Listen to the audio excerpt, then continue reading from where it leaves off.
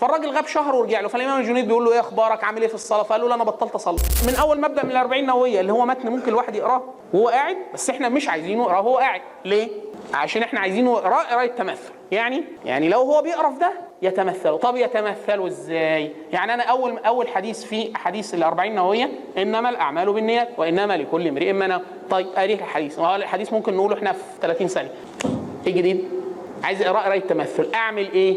اروح ادور على سلسله اعمال القلوب، اي سلسله اعمال القلوب. انا برشح سلسله اعمال القلوب للشيخ صالح المنجد، محمد صالح المنجد، شيخ سعودي خلاص، محمد صالح المنجد، اعمال القلوب. يعني انا عايز اعرف ايه؟ انا بقول لك اخلص. طبعا الامام الجنيد امام الصوفيه القديم، وهو من على التصوف السني، يعني راجل اللي هو الايه، العمل وتخليص القلب من الافات والعمل على هدي الكتاب والسنه، لان التصوف انواع. جاله واحد قال له هو احنا الاعمال بتقبل من غير اخلاص؟ قال له لا، ده الصلاه ما بتقبلش من غير اخلاص، كلام شبه ده.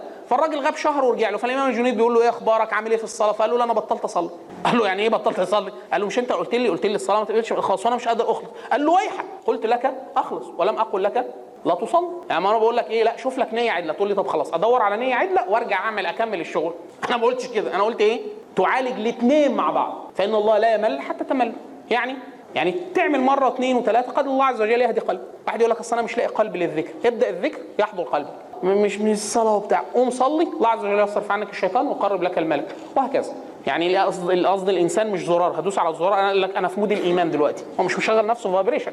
يعني ايه الايمان ده؟ مش قيمه صفريه يا زيرو ويا واحد، دي حاجه ايه؟